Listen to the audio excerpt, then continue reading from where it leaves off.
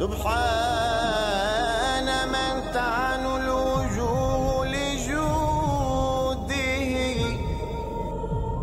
وله السجود أوجه عجباه سبحان من شهدت بوحدته الورى رب تعالى لا إله سواه.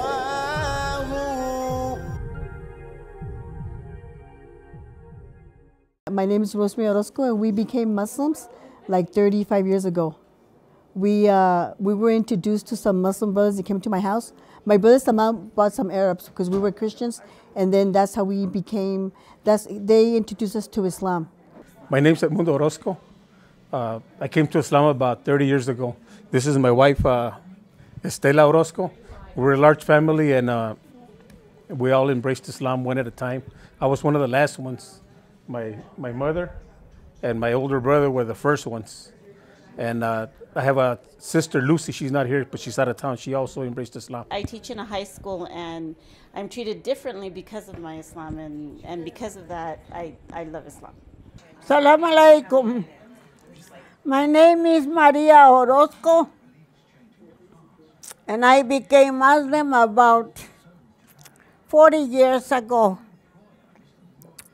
And I enjoy and like this religion. My name is actually Edward Orozco, and most of the brothers call me Farouk. And one of the first brothers actually that I met is the one who gave me the name Farouk. When I met my husband, I don't know, the different family members had become, some had already become Muslim and some had not become Muslim. And my husband was one of the last ones to become Muslim. My name is Adam Orozco. I was born Muslim. My father embraced Islam before we were born, him and my mother. And me and my whole brothers were born Muslim. My name is Shelly Hernandez, maiden name Shelly Wright.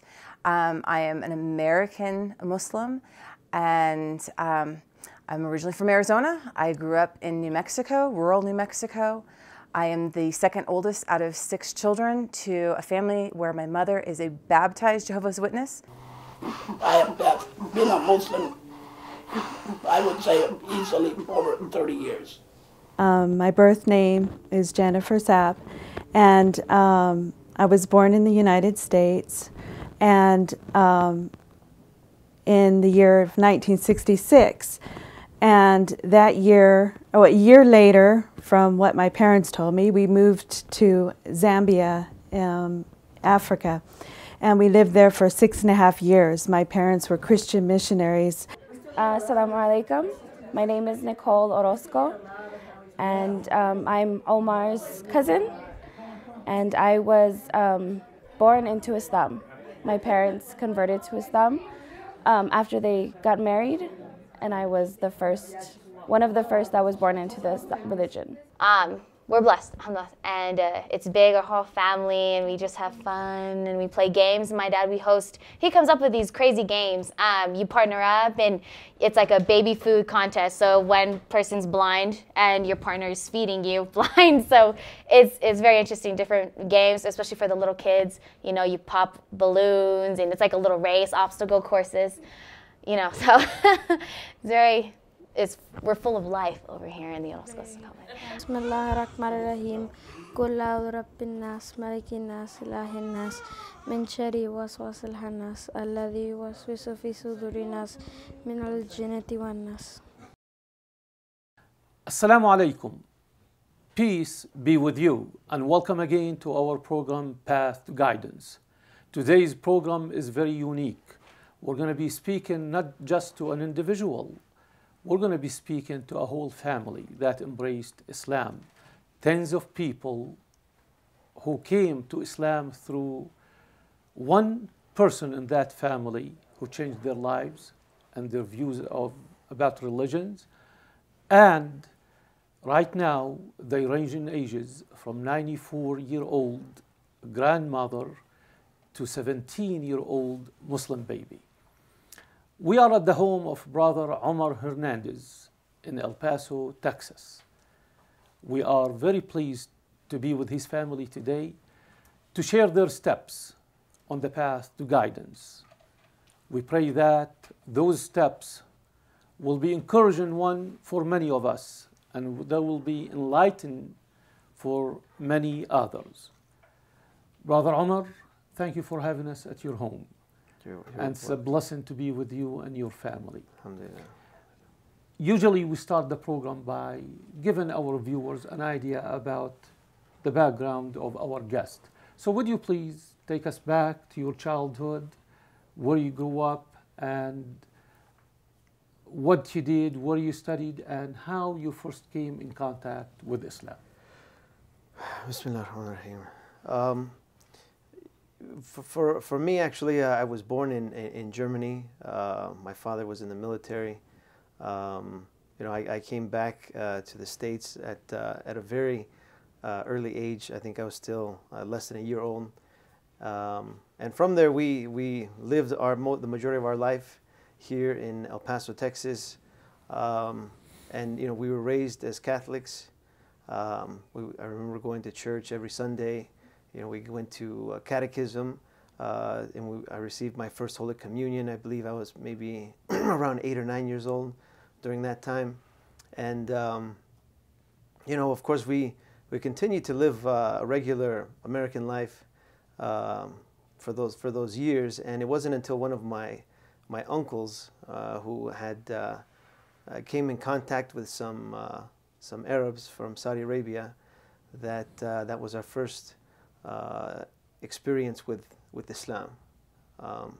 So with my uncle, his name was Salman Orozco. He, with time, he started to talk to these Muslims, and for my family, my uncles, 3 out of my 4 uncles, they were altar boys in the church, so they had some experience with the Bible.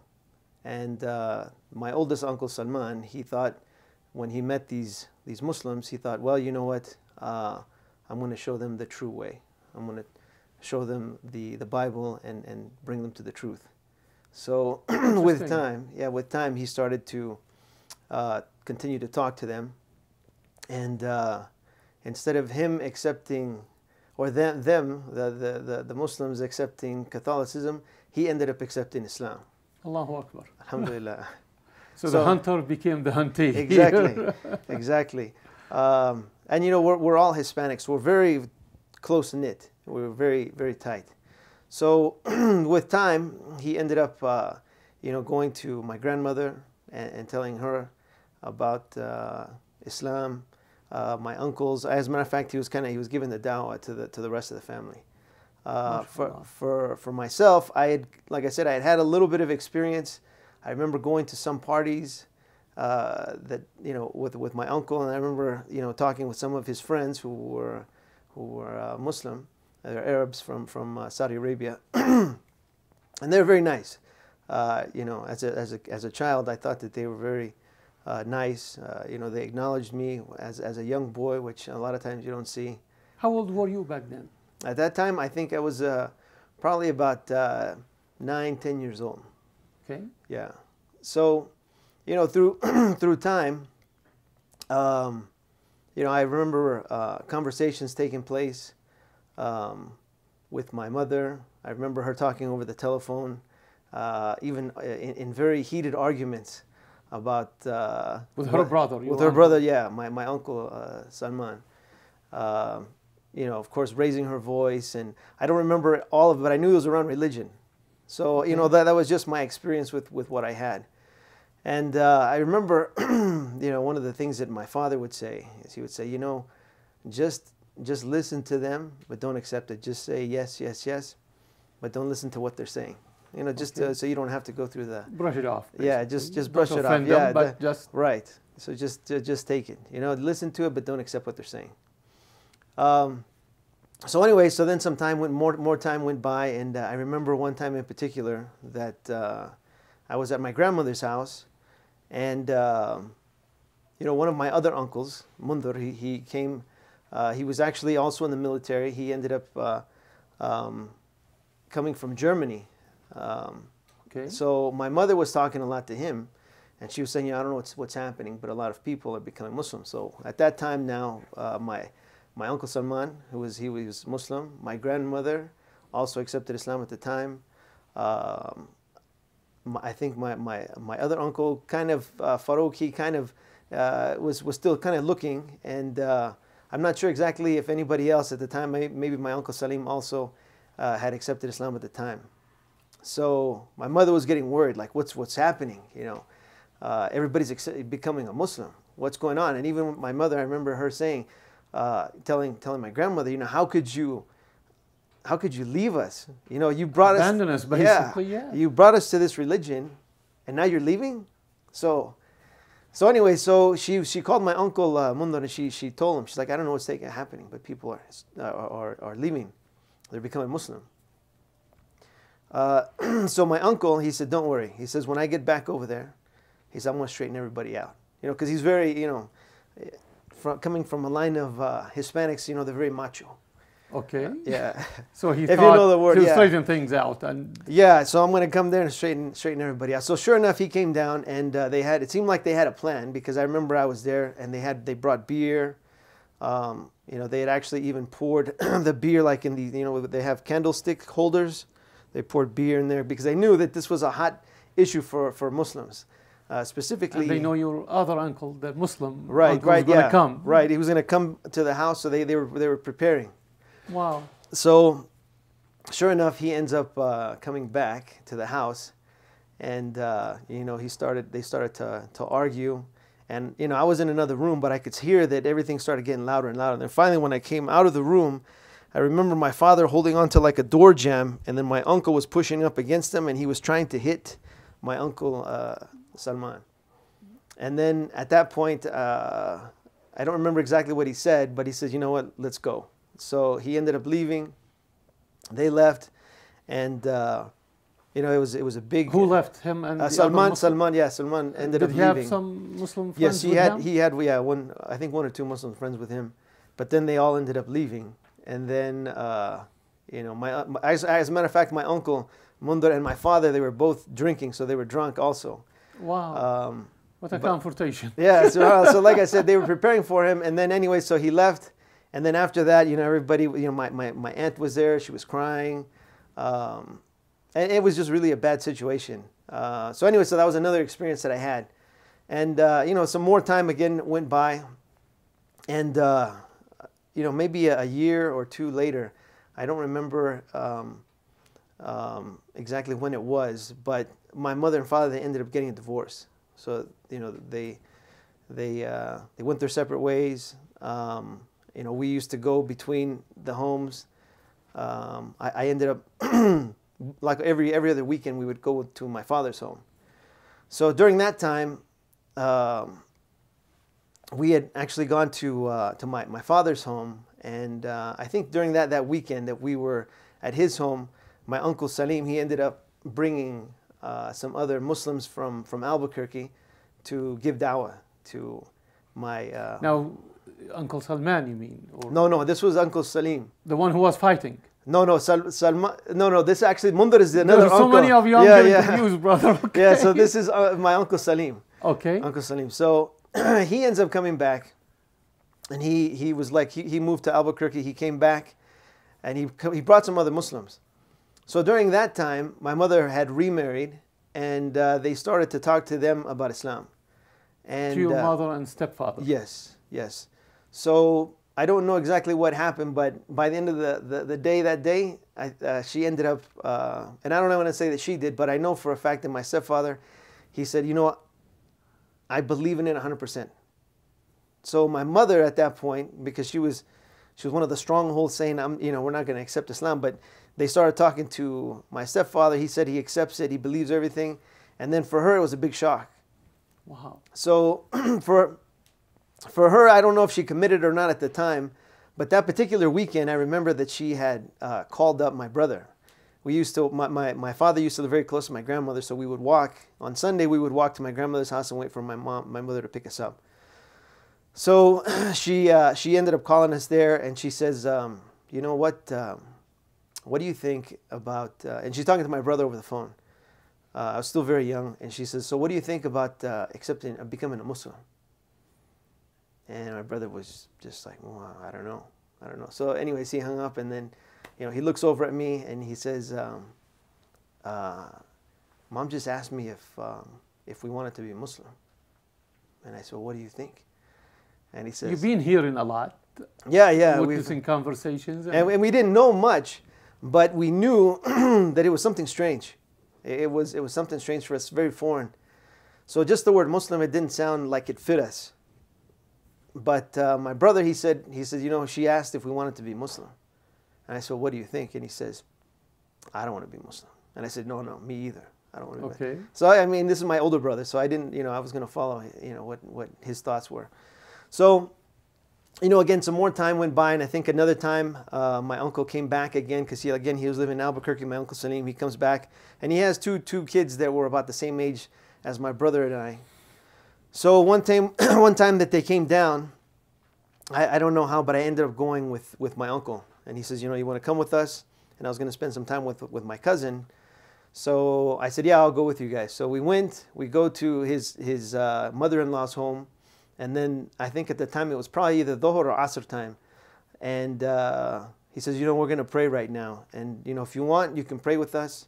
We pray to God only. We don't pray to Jesus. We don't pray to anything other than God." And to me, I said, SubhanAllah, that's exactly how I believe. Because I never, even as a child, I never believed in praying to Jesus, peace be upon him, or Isa alayhi salam. I never had that. As a matter of fact, I remember one time in particular that my mother was talking to my younger sister, and she was telling everybody, "Oh, listen to what she's saying." And she says, "Okay, where are we going to go?" She says, "We're going to go to church." And she said, "And who are we going to pray to?" She said, "We're going to pray to Jesus." And I remember I got angry. SubhanAllah, your natural reaction as a child was right, not to pray to human, just pray to God. Right, exactly. So naturally you felt you need to pray to God, not to another human being as a child. And that is very interesting. We're going to come back after a short break. And I want to hear what the reaction was from the people who were around you when they told you we're going to go to church. And okay, you give that natural reaction of a pure child. We'll be back in a few seconds. Please stay tuned.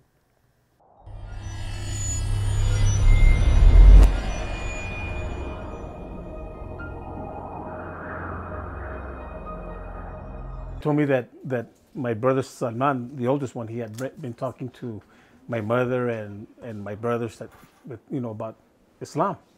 And back then we were Catholics, but we weren't really. We would go to church on Sundays. So my older sister called me, and she was telling me what's going on. And then her husband also was Catholic.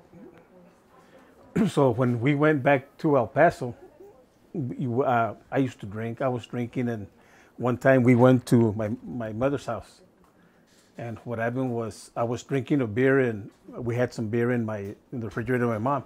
My brother got the beer and he threw them out. He says, "You can't bring beer into my mom's house." So we dumped them out, and I started cussing at him. So what do you mean, And I grabbed it from him. He had some friends there that were Muslim, and then my sister's husband was there also, and he didn't do anything, but I got kind of upset, so I think I even spit at one of the Muslim brothers, and I started cursing at him and told him, about their religion, that it was stupid and it didn't make sense, what they were doing there.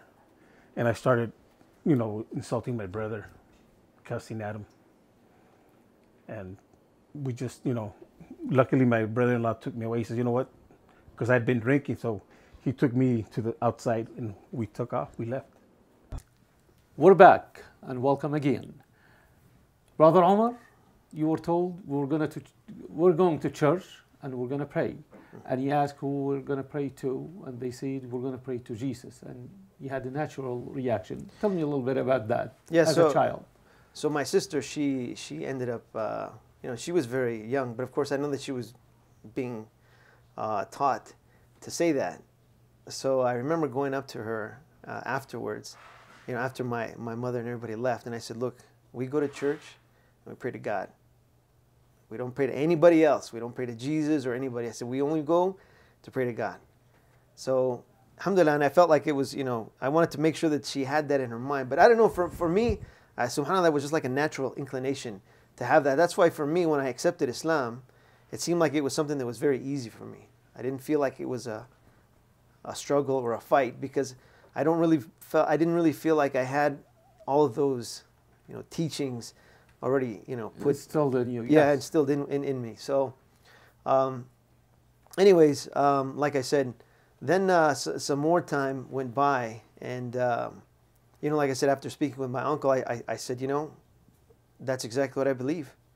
So I remember praying with them. You know, I didn't know what they were doing, but I just did the prostrations and the movements that they did.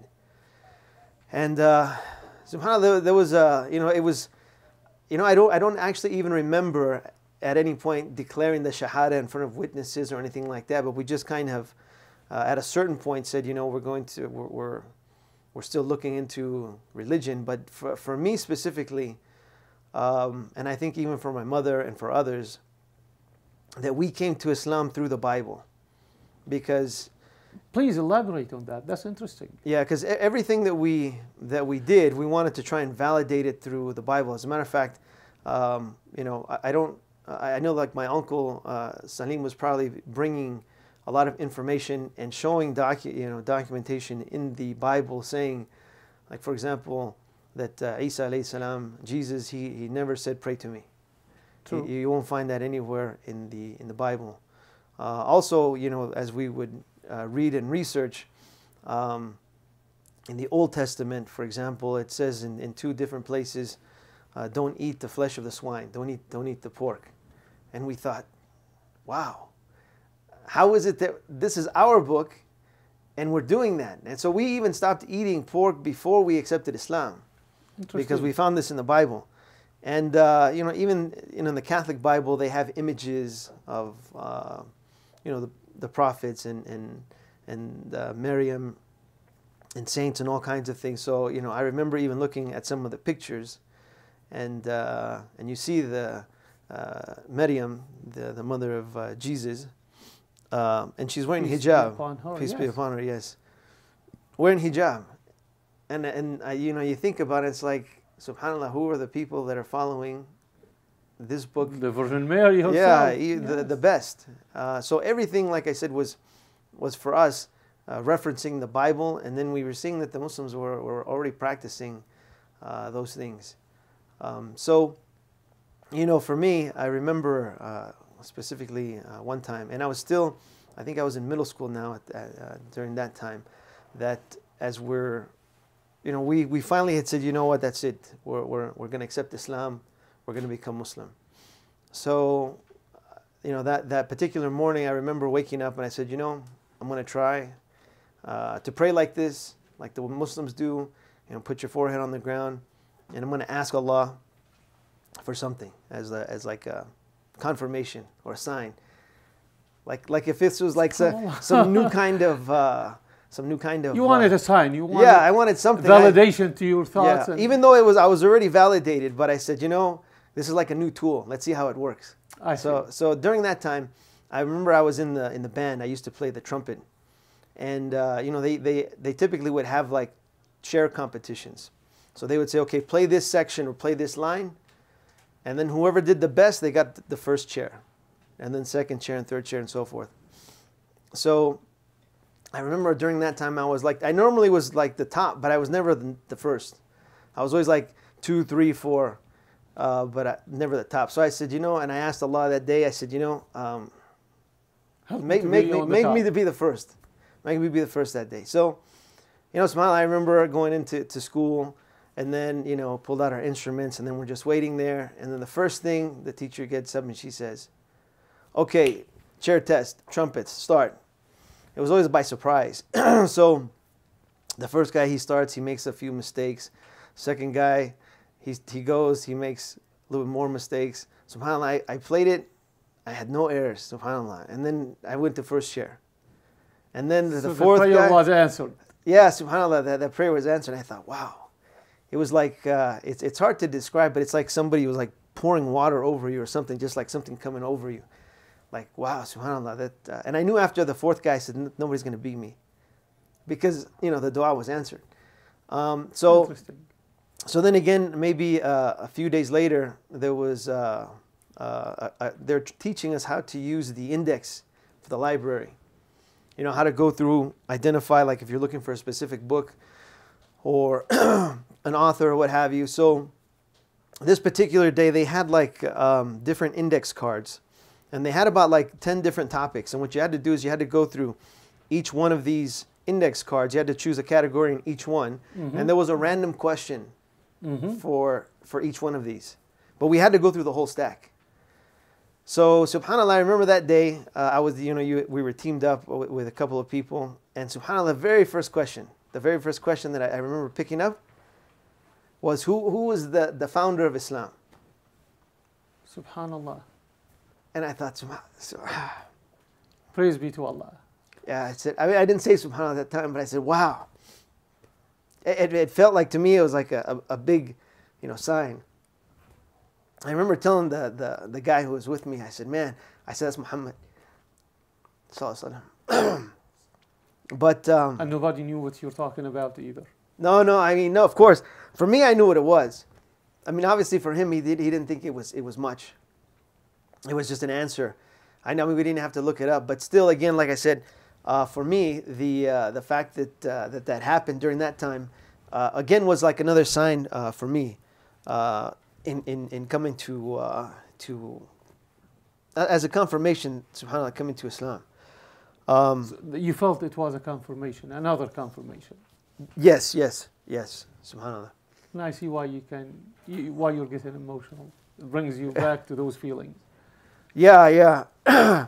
SubhanAllah, it was just like I said, it was, you know, of course we can say coincidence, but for me, I felt, you know, like I said, it's just like somebody just pouring like water over you, like, you know, an awakening or something. And I said, man, SubhanAllah, this is definitely from Allah. Beautiful. Yeah, so like I said, it was just, for me, it was like a confirmation that we're on the right path.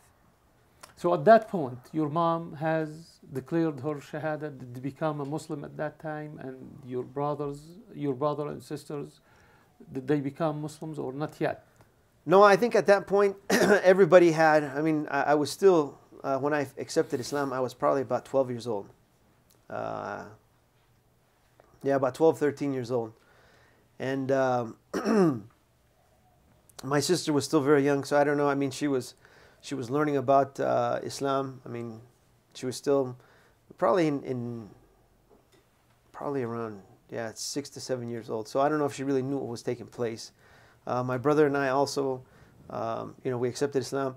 We didn't really know about going to the masjid too often. So through the high school years, there was some practice, but then at a certain point, it was almost non-existent. I mean, other than the faith. Not many Muslims, I believe, at that time were in El Paso. So you were in contact with Muslims through the travelers who came to learn here or train in El Paso. Yeah. And your contact with Islam basically was minimal. Very, very minimal. And there was no internet back then, and no internet, nothing available. So tell me how you managed at that time, you and your family, to grow in this religion, and how did the environment around you affected you? Yeah, so for me, I think the exposure. Oh, I'm sorry. For the exposure during that time was through my uncles. You know, the times that they would come. I mean, obviously when we were in school, we couldn't make it for Jummah because at that time we were still in school. So there was a little mosque. There was a little masjid, yeah. Okay. It was a house, as a matter of fact. On a house converted to a mosque. To a masjid, yes. And I remember even going there and playing with some of the other kids, like on the weekends when we would go. But like I said, it was... Was there any other American people with you there when you went there? No, not at the time. Maybe myself and my brother. Outside of that, yeah, no one else. I see. No one else. But, so like I said, the exposure was very minimal.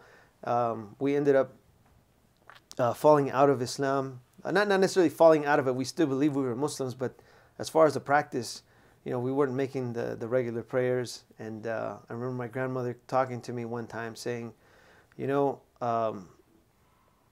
every day that I wake up, I always make sure that I pray the Fajr prayer, because MashaAllah, you never know what's going to happen during the daytime. Maybe something's going to, maybe something's going to happen to you that day, and at least you know that you prayed. That's right. That prayer. So, of course, I started praying the Fajr prayer. The dawn prayer, basically. Yes, the dawn before prayer. the sun rises. Right. And then after that, I started thinking about it, and I said, I could die at night. So maybe I should at least pray Isha.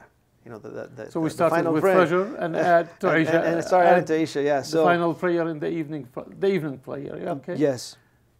So during that time, for a long time, I prayed only, during high school mainly, praying Fajr and then praying Isha. Those were the two regular salah.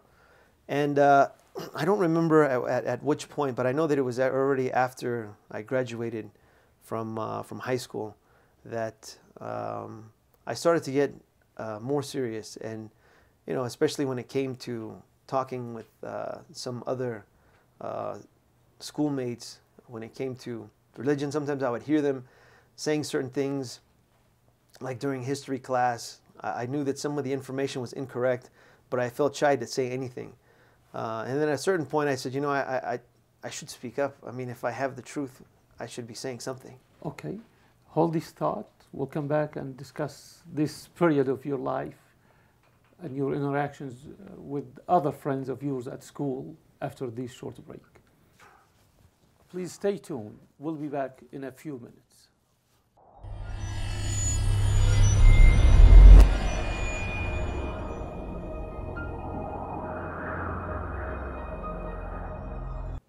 Had been raised in an Christian environment, of course, with my grandfathers being preachers and missionaries and my uncles and stuff. We were under the teachings of the rapture and that Jesus was going to come back and could come back at any time. And so we were always on the moment of, oh, what if he came back? So I was brought up as a Jehovah's Witness as a child. I left the Kingdom Hall when I hit adolescence because they could not explain to me why I needed to pray through Jesus. As a Jehovah's Witness, we're taught to pray through, your son, Jesus Christ, amen. And for me, it just didn't make sense. I saw Jesus as a mailman, and that couldn't possibly be his role. So I asked a lot of questions, was told to have faith, and instead I left the church. I went from church to church, different churches, different denominations, Bible studies groups and stuff, learning and stuff and everything, inquisitive, loved to talk about God and Jesus, with my family and friends and everything. I was very Catholic. He told me that half his family was Muslim and half were, I didn't even know what a Muslim was. But we got married by the Catholic Church because that's what I was. And slowly I was learning a little bit about Islam through the brothers and the aunts, and it made so much sense to me. And so I started reading and I started learning, and when I told my husband I want to become a Muslim, he said, yes, let's do this. He says, I knew you would become Muslim. I never, I read like maybe a paragraph or something about Islam, but we just put it away. It was like it was shut off to me. We were Christians, and then they told us about like Jesus Christ wasn't God, because we believed that he was God. And then slowly they told us, no, this is not God, there's only one God. So my brother did research and investigation. And then we studied about Islam, and that's how we became Muslims. One time, and he asked the priest about Jesus Christ being the Son of God, that he had been reading the Quran. And it didn't make sense what it said in the Bible, because they were, he was asking him a question about the contradiction. And his response was, don't worry about what it says in the Bible. Just come to church, listen to the gospel, listen to what we say, and just, take the rest of it on faith. Had attended the church here in El Paso, and they said they were going to missions to Africa. They presented. I don't know if they ever went or not, but I was excited about going. So I pulled out those books, and I had a job, and at lunchtime I would go and I'd read these books that I had gotten from the Bible college that I had attended. And so with the idea that I'm going to read this, find out about Islam, and convert my friend who had no idea, about convert him back to Christianity, okay?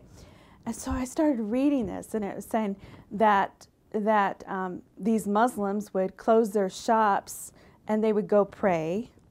They would give charity. They would fast, and instead of being repulsed by it, instead of looking and going, ooh, you know, or something, my heart was just being attracted to it, and I was going, I really go, you know what? This sounds like true worship. True worship. You know, it sounds like in the Bible it says to worship the Lord your God with all your heart, mind, and strength. That's what it sounded like.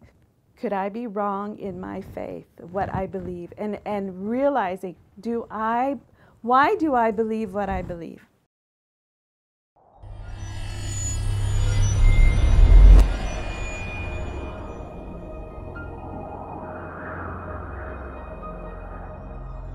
Welcome back. Brother Omar, now you're talking to your friends. You're interacting with friends from high school, from early college years probably, and religion was a subject obviously important to you and important to them. Tell me about some of these interactions and some of the conversations you had. So a lot of times when we were talking about religion, a lot of it came, you know, like it always came back to the Bible, because that was the way that I came to Islam, and it was always good to argue with my friends on their same foundation. So for me, I started doing more and more research in the Bible, and you know, there was so many things that I was able to find reading the Bible. Like, for example, that Jesus never said that he was the Son of God. He never says he was God in the flesh. He never said that he died for the cross, died on the cross for our sins. And I would always go back to them and you know, tell them a lot of those things there. And as far as even me in Islam, you know, I got the right message and looking through the Quran. So a lot of times I would share that information. I started trying to understand more of the wisdom in the practice when it came to, for example, hijab, the salah, the fasting, the prayer, all of these different things, and sharing it with my friends. I don't think at the time that many of them were really interested in religion at the time. It was just like somewhat of a topic. We would share some information, and then we would move on to whatever it was that we were doing. When I ended up moving to Phoenix, I lived there for a short time period. That's where I met my wife. I did have some friends there, and you know, subhanAllah, for the longest time, I had a couple of friends. I had a roommate. His name was Aaron Hahn. He was part German, and I had a couple of other friends that were Hispanic, but with the two Hispanic guys, we would always talk about religion. You know, I would talk about a lot of things that I would see, like the music and the dancing and the drinking, and I would say, you know, these are bad things, you should stay away from them and so forth. And they couldn't understand what was so wrong in it. But through the conversation, I'd say, you see that? Look what they're doing, look at this and so forth, and look at the reaction. And then sometimes they would come on board, and I would always ask my roommate, I'd say, so what do you think? You know, I used to think he didn't even, I thought he was atheist, because he never said a word. He never said anything when we spoke about religion. I thought, this guy must hate me. He never says anything. He doesn't confirm, he doesn't deny anything I have to say. Okay. But my other friends, they were, subhanAllah, they were very locked in. At the end of our conversations, they got to the point where they said, you know, what you believe in, there's a lot of truth in it. It made sense to them? It made sense. And they said, but I'll never accept your religion. Wow. And I said, why not? I said, if you're saying that you believe it's true, why wouldn't you accept it? And they said, because I could never do that to my family. Wow. And I said, that's exactly what it says in the Quran.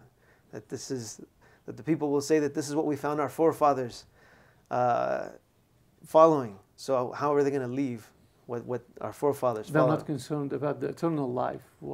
Just they are concerned about this temporary life with their family. Right, right.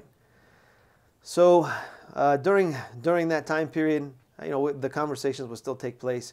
I ended up meeting my wife during that time period, and it was a very short engagement. We ended up getting married after like 2 months. Great. And but prior to, she also accepted Islam during that time period. Prior to the marriage. Prior to, yes. Allah. So I think like within a month. Tell me about how you approach her with the religious, the religion issue, and how did you convince her, or she was already herself convinced? Well, no, when I first met her, she wasn't convinced.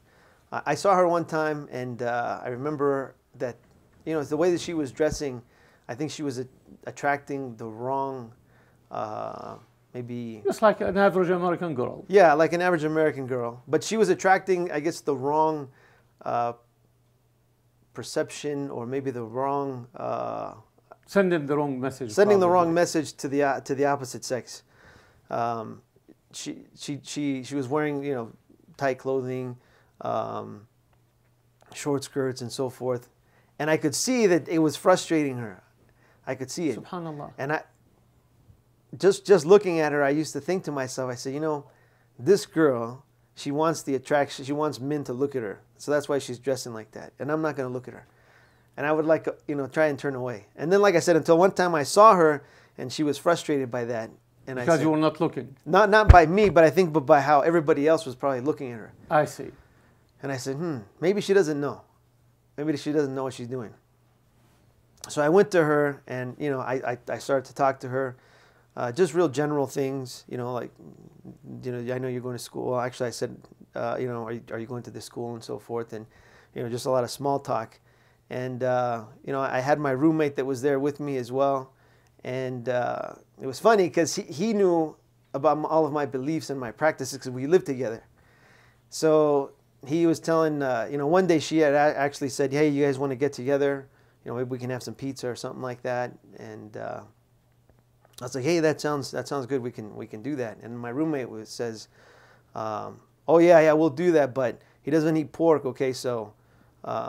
That's where they started. Yeah, so he threw that out there, and I remember I got a little frustrated with him, and I, you know, I saw my wife, and she kind of like looked like, okay, and I looked over at him, and then she left, and I said, hey, I don't need you to talk for me.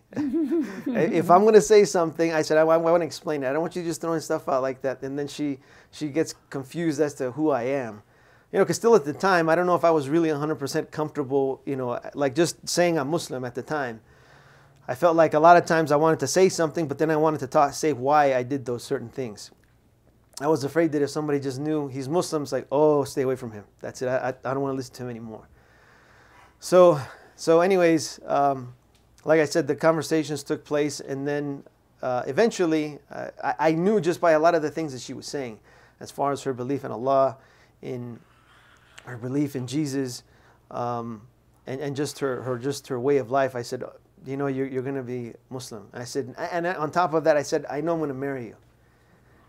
There was just so many things that she had that I had in my mind, and everything just matched like a key or like a glove. Everything just fit right in perfectly based on my perception of what I had for a wife. That it was her. Subhanallah. Praise be to Allah. Alhamdulillah. It was like I knew it. So anyhow, I said, but there's no way that I'm going to marry her unless she's Muslim. That was the only thing. So there was a friend, there was actually a good brother that I ended up running into. Actually, prior to me moving to Phoenix, he was actually the one that my Uncle Salim, he brought down to El Paso during that time. And he was a very good caller to Islam, very good da'iyah to Islam. And as a matter of fact, during that time when he came, all of my family accepted Islam. Through him? Yes, through him. So there was one day that I remember we went to, and this was before I moved the first time, right before I moved out of the city to go to school, that we went to like an ijtima with the Tabligh Jamaat, some brothers that go from city to city calling people to Islam.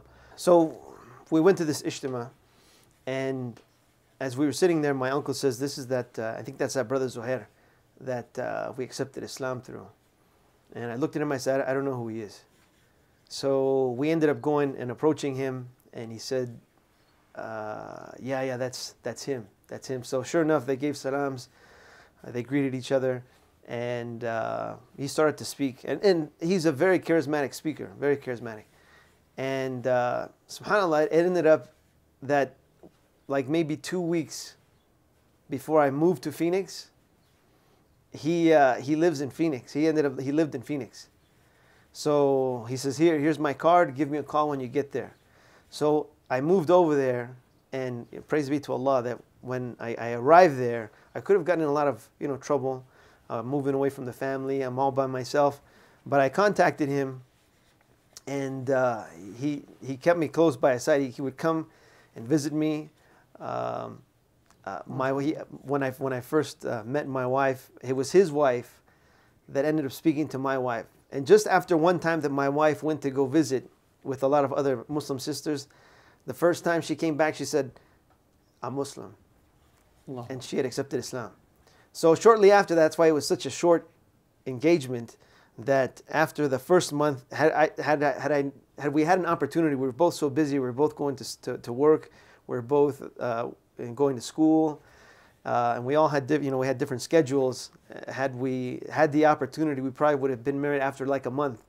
But it took us about another month afterwards just to get to an open day where we were both together, and we were able to get married. We're going to take a break now, and we will come back and talk about your family, the extended family, and how many people at that time became Muslims, and the environment around you, the reaction to the whole family as a unit together, not just to you as an individual or to your uncles or to your mom. As a family in a small community in El Paso, Texas, you became Muslims, and the church also has some reaction probably. I want you to talk about that to us a little bit. We'll be back in a few minutes. Please stay tuned.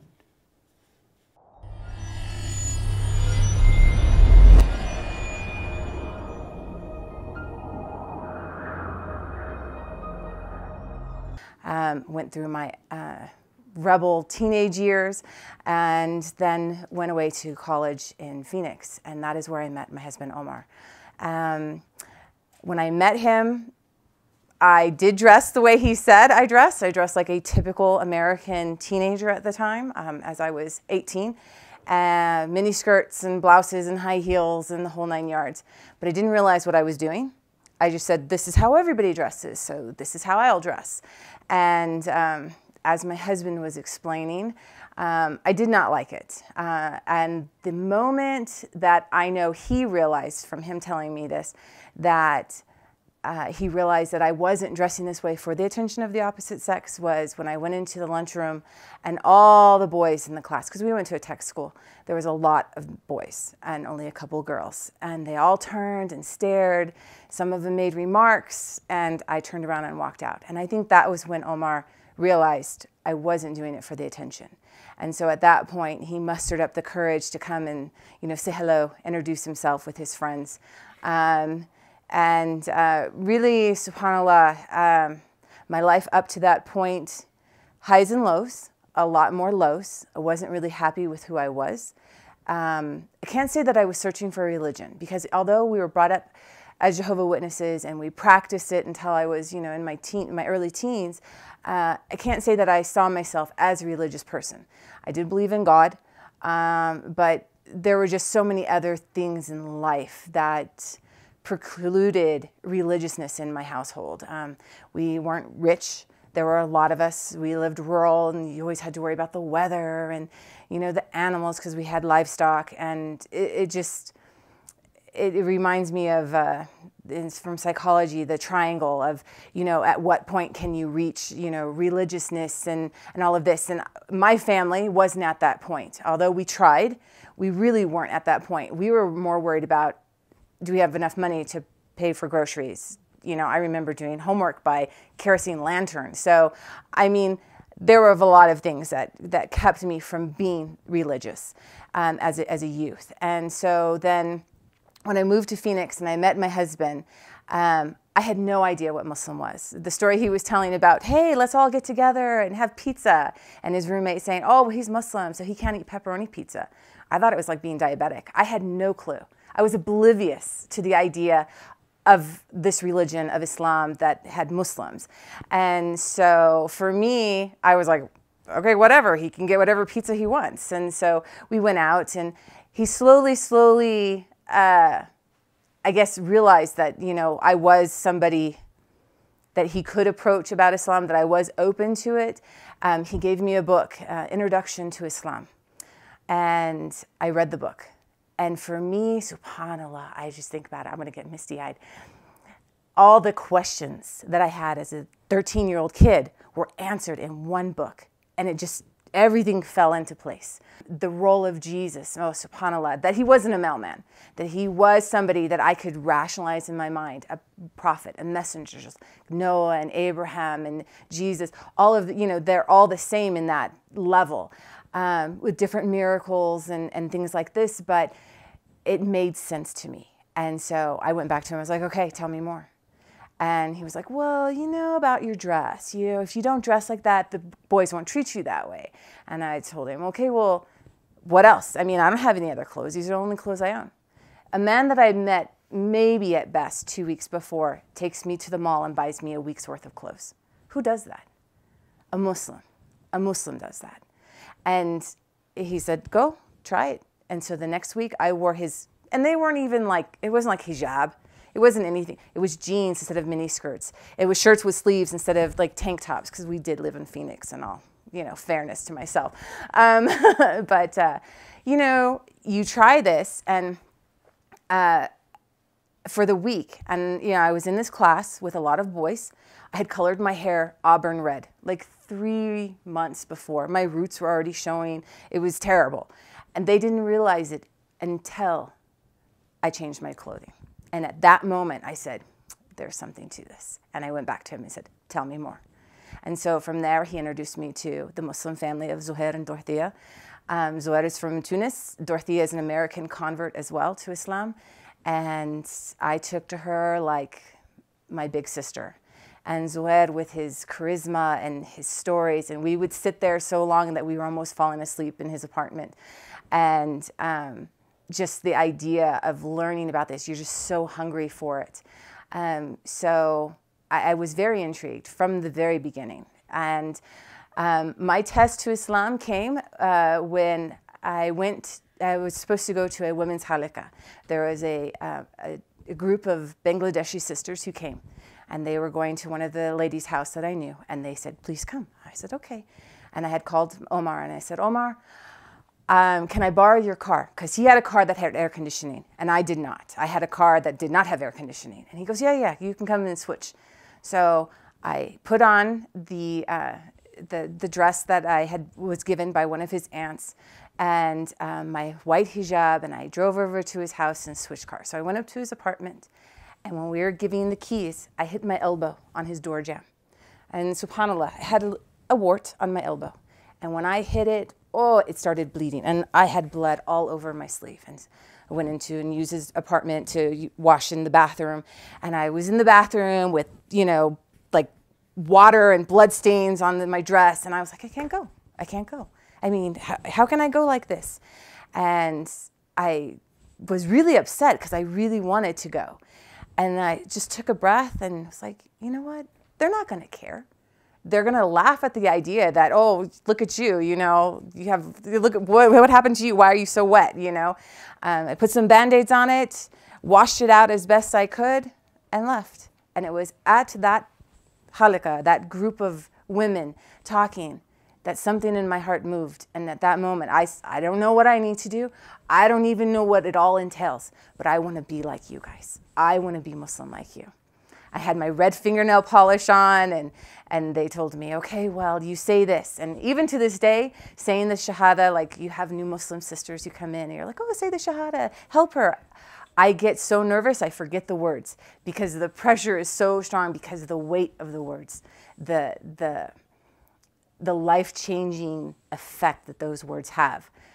To say La ilaha illallah Muhammad Rasulullah is just the biggest thing that I've ever done in my life. And so alhamdulillah, I became Muslim, and I went back to Omar's apartment to give him back his car keys, and he was like, what happened to you? I said, I'm Muslim. And he was like, what? I mean, he knew, I think, that it was coming, but he didn't think it was going to happen this quickly. And like he said, we met on October 1st, and we got married on November 29th, and we actually got married after a trip down here to meet I had already met his family, but he had not met mine. And so we had gone to New Mexico, and meeting my family was life-changing for him. Not quite as life-changing as the Shahada was for me, but it's pretty surreal. My husband, lived in El Paso, in the city, and his, middle-class lifestyle, and mashallah, his mother is beautiful, and just, everything you see on television. And then you go to, the boondocks of New Mexico, down a quarter-mile dirt road, to a trailer house with animals running around, and my little sister's there, and they look like rugrats, dirty rugrats, It was very challenging. I think that might have been his challenge in the marriage part of our relationship, because realizing it's not just this one, I'm getting all of this too. But he sat there, honest to goodness, he sat on the sofa with the shotgun hanging on the wall behind him, traumatized for about 2 hours, completely speechless. He tells me later that he was contemplating leaving. He goes, I wonder what would happen if I just got up and walked out. Would anybody notice? He was that out of his world. It was just something he never thought he would experience. Funny story. My mom's first impression on him was not like his mom's first impression on me. My mom, sitting there, it's November, and it's cold. And my little sisters come running in, and they're like, Mom, the dog tried biting so-and-so, one of the neighbor kids. And my mom's like, that's it. And she starts putting on her coveralls, and she grabs a shotgun from above my husband's shocked head. And she goes outside, and my husband's like, what is she going to do? And I said, she's going to go kill. I said, no, she's going to give the dog a lead injection. Those were my exact words. And he was like, what? I said, she's going to kill the dog. No, she's not. No, she's not. And I'm sorry to all the, humane people out there, but this is life in rural New Mexico, apparently. And so she went out there and she shot the dog. And my husband just could not believe it. And he was, no, she didn't. She just shot into the air. I said, yeah, let's go. Yeah, I'm telling you, she shot the dog. Because in my childhood, we lost a lot of dogs. My mom had zero tolerance for dogs that bit. And so we go outside, and he's like, so, Debbie. And my mom has this dead dog on her shoulder, and she flings it in the back of the truck, and she's like, I'll be back. I'm going to go dump this. And my husband was just stunned, floored. So that was the introduction. That's what he married into. And it's crazy. It's true. I met his mom and her nice clothes and her, pantyhose and just beautiful house, and oh, let's go shopping. And my mom kills a dog. I mean, where's the fairness in that? But for me, my family initially, we had our first child within a year, and so I think it was actually after our second child, because we have 4. So our second child, which would have been 3 or 4 years into the marriage, I started covering hijab after I had our second. And we went up there for Thanksgiving, and we were sitting there, and Zued was small at the time, still in diapers, and my mom was going to go into town, into the small town where we lived. And I said, I'll go with you. She's like, no, it's okay. Just tell me what you need. I was like, no, I want to get out. I'll go with you. No, just, I'll pick up whatever you need. You don't need to go. And I was like, wait a second. I was like, Mom, are you embarrassed to take me out because I'm wearing a scarf? I said, Mom, think about how I dressed in the 90s, because I was totally into the punk thing, and I wore psychedelic colors and had weird hairdos and everything. And she paused. All right, let's go. And then that was it. There was never anything else about my wearing hijab. And my parents also didn't know anything about Islam. They were probably like me, thinking it was a medical illness as opposed to a religion. So I was impressed with my family, how openly, and all my siblings are accepting of it. their spouses as well, my mom, my father. Since then, they've both divorced, my mom and my dad, but you know, my dad's new wife, accepting. I mean, I've been blessed. I do have a few bumps along the road. My grandmother, who's in her late 80s, says the only thing I ever did to disappoint her was become Muslim, but she'll get over it, inshallah. And I pray every day that my family becomes Muslim. And inshallah, I see glimmers of hope in some of my siblings. My oldest sister said that she believes, but she couldn't see herself living this lifestyle, so she never has converted. So, talk about this change of lifestyle. Welcome back, Brother Omar. You got married now. Your mother is a Muslim.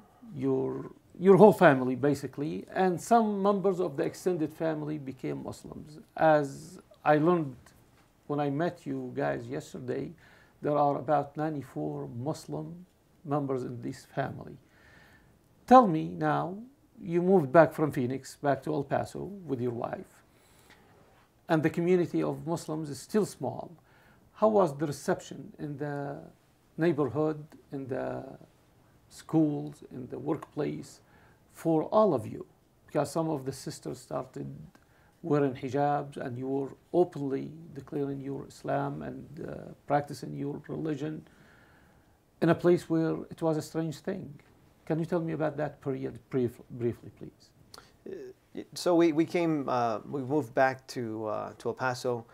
In the masjid, it was common that many of the Muslims, they knew who our family was. As a matter of fact, they would refer to our family as Orozco, because that's from my grandmother down. That's my mother's maiden name, Orozco. So they say, "Oh, the Orozco."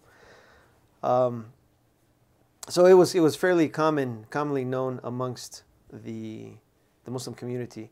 After 9/11 took place, that's when really I think everything just kind of exploded in the community. Here, it was nothing like some of the horror stories that we heard in other cities. At that time, my wife was actually working as the secretary of the masjid, and during that time, we got so many phone calls in the masjid of people saying, is anybody harming you? We want to help you. Supportive calls. Supportive calls, yes. Beautiful. Asking us, do you need us to buy you groceries? If anybody harms you, please let us know. We know that this is not you all. This is not your religion. This was just a small, isolated incident. And so the reception here was very nice. Even for my wife, I told her, I said I was stranded actually in South Texas by Brownsville, and I told her, I said, they grounded all the flights. I said, don't go anywhere. I said, wait till I get back, which is probably like a few days before they allowed the airplanes to go back up. And she didn't listen to me, of course, and she ended up going out on her own. And subhanAllah, the reception was just great from the community here in El Paso. Beautiful. The people came up to her and they said, if anybody's doing anything wrong to you, let me know. Excellent. And some people asked you, well, do you need me to walk with you? So you have the support system. We had a great support system here. But one of the things that, for me, it seems like it's so common to have an entire family in Islam because I was in it. But looking at so many other Muslims that live across all across the United States, that it's strange to see that a whole entire family accepted Islam as a whole. That's right. That's what's so interesting about this program. We talk to many people in your extended family and your immediate family too. But for a whole family in a community like El Paso's community, that is unusual, extremely unusual. There was no harassment, as you said. Tell me, did you share with some people what is the most intriguing things in Islam to you and to your family? Did people ask you, were there any curiosity about what attracted you guys to this religion? Share with the viewers, and probably we will end with this. And what's your advice to people who are searching or they have questions and they go to church just like you and your family did? Mm-hmm. But some of the things do not resonate with them. They do not make sense to them. What do you have to tell them? For me, and everybody's journey was different. For me, like I said, it was very easy for me to come to Islam. I felt like I had already believed in the ways and the practice. And then when we started turning to the Bible, and that would be my advice for anybody, is anything that you believe in as a Catholic or as a Christian, confirm it in your book. Go back to the source and say, just like is we this teach in Islam. Exactly. Go and check it out. Right. Read the Quran before you practice it or believe in it. If it is not there, don't take it. Right, right. And I think so many people would be shocked to find out what exactly the Bible is telling us, what it's asking us to do. What did they teach in the Old Testament? What did they teach in the New Testament?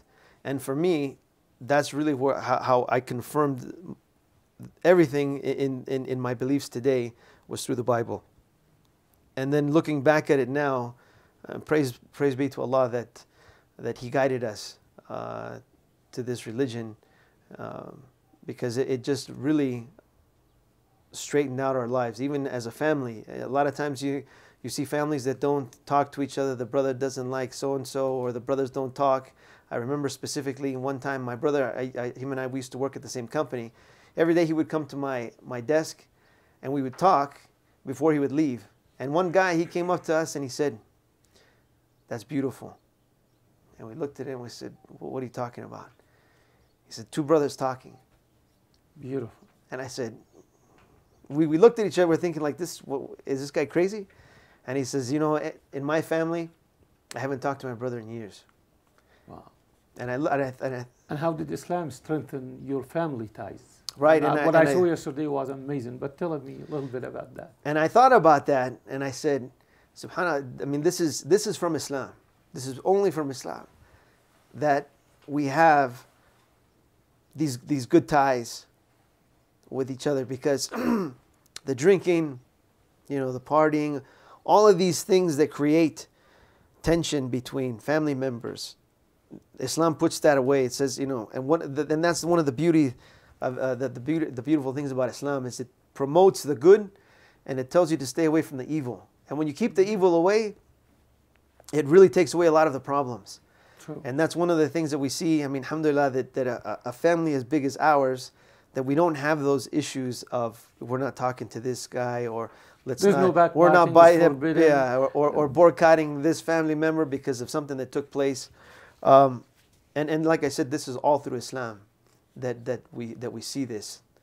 And alhamdulillah that Allah blessed us and blessed our family, that we all came to Islam as a whole. Because like I said before, it's strange to listen or to hear. A lot of times you hear one or two people accepted Islam in a family, but it's rare to hear that the whole entire family came to something that was, especially as religion, that people came to it as a whole. And that's only a mercy from God. Absolutely. And that's a beautiful way to end it. It is a mercy from God. Our Prophet was sent as a mercy to humanity.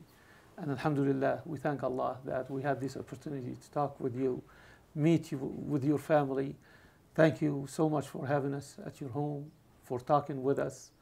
And my dear viewers, ladies and gentlemen, brothers and sisters, Islam is a beautiful way of life. And we invite you at least to explore it and see what's in it. And do not deprive yourself from the true salvation and from the happiness in the eternal life. Do not be stubborn, and at the same time, do not believe everything you heard from your elders, from your forefathers, or anybody. Just accept it blindly. We invite you to explore Islam and take the path to guidance and then decide. Thank you for watching, and may God bless you.